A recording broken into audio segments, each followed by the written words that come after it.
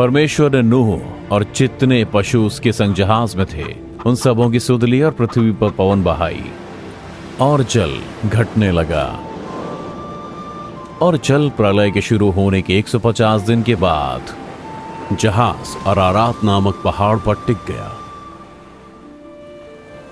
जल 10वें महीने तक घटता चला गया और शीघ्र ही पहाड़ों की चोटियां दिखाई देने लगी।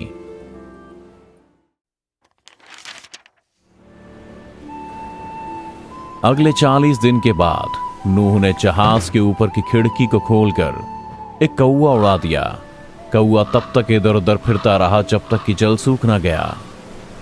फिर नूह ने अपने पास से कबूतरी को भी उड़ा दिया कि देखे कि जल घट गया है या नहीं।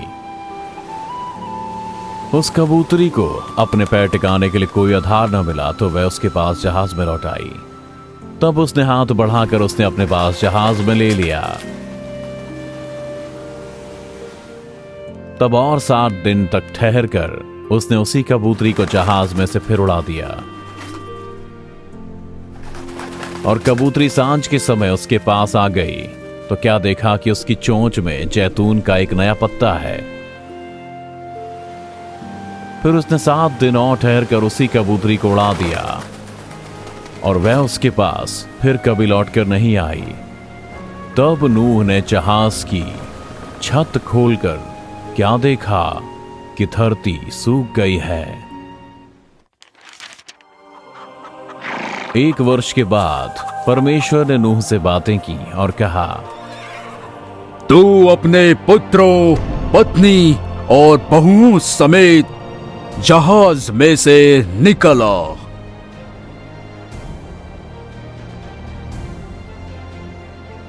सब वन पशुओं और सब घरेलू पशुओं और सब पक्षियों और भूमि पर रेंगने वाले सब प्राणियों को बाहर निकाल ला कि वे बढ़ें और पृथ्वी में भर जाएं।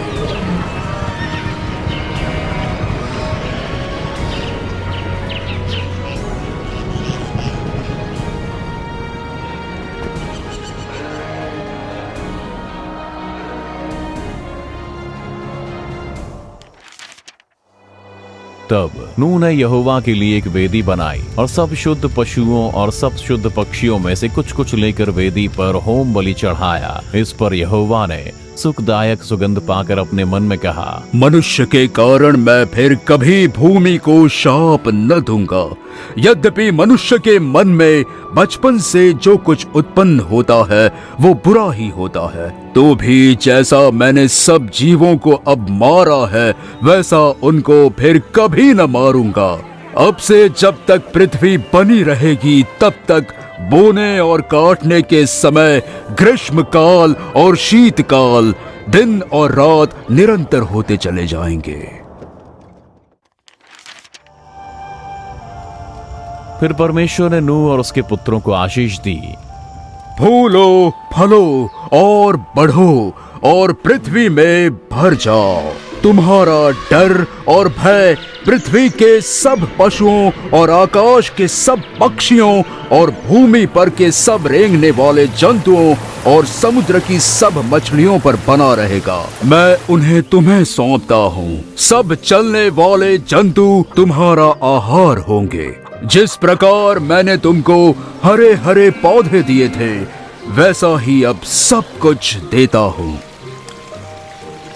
जो कोई मनुष्य का लहू बहाएगा उसका लहू मनुष्य ही से बहाया जाएगा, क्योंकि परमेश्वर ने मनुष्य को अपने ही स्वरूप के अनुसार बनाया है। फूलो, फलो और बढ़ो और पृथ्वी पर बहुतायत से संतान उत्पन्न करके उसमें भर जाओ।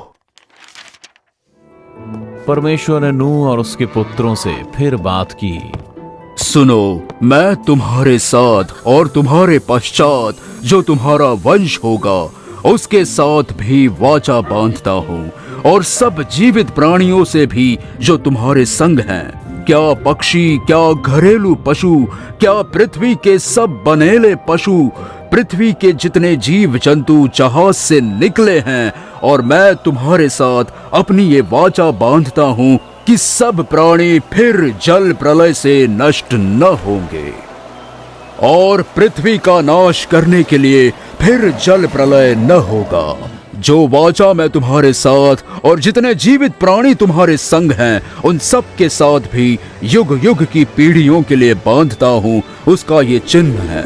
मैंने बादल में अपना धनुष रखा है, वो मेरे और पृथ्वी के बीच में वाचा का चिन्ह होगा। और जब मैं पृथ्वी पर बादल फैलाऊं तब बादल में धनुष दिखाई देगा। तब मेरी जो वाचा तुम्हारे और सब जीवित शरीरधारी प्राणियों के साथ बंधी है उसको मैं स्मरण करूंगा। तब ऐसा जल प्रलय फिर न होगा जिससे सब प्राणियों का विनाश हो। महाजल प्रलय के बाद नूह किसानी करने लगा। उसने दाख की एक बारी लगाई और जब उसकी दाख की बारी में फल लगने लगे उसने अपने लगाए हुए अंगूरों से दाख मधु बना लिया। और एक दिन दाख मधु पीने के बाद नूह मतवाला हो गया और अपने तंबू में नंगा ही सो गया।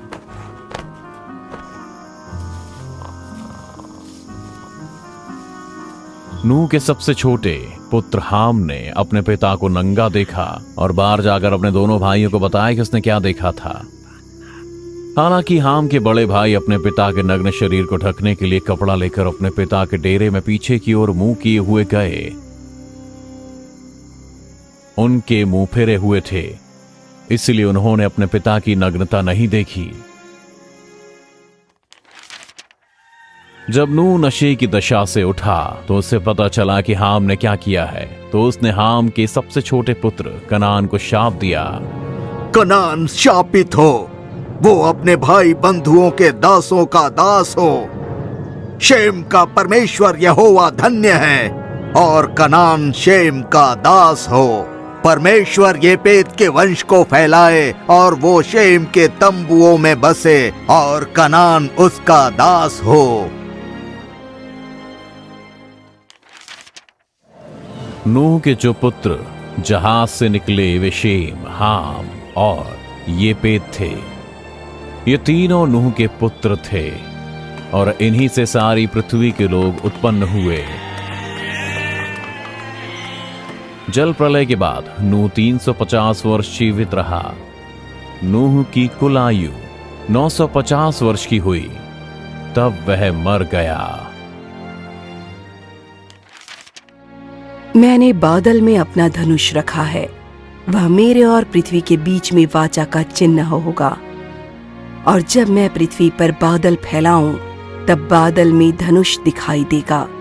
तब मेरी जो वाचा तुम्हारे और सब जीवित शरीरधारी प्राणियों के साथ बंधी है उसको मैं स्मरण करूंगा। तब ऐसा जल प्रलय फिर न होगा जिससे सब प्राणियों का विनाश हो। उत्पत्ति अध्याय 9 वचन 13 से 15।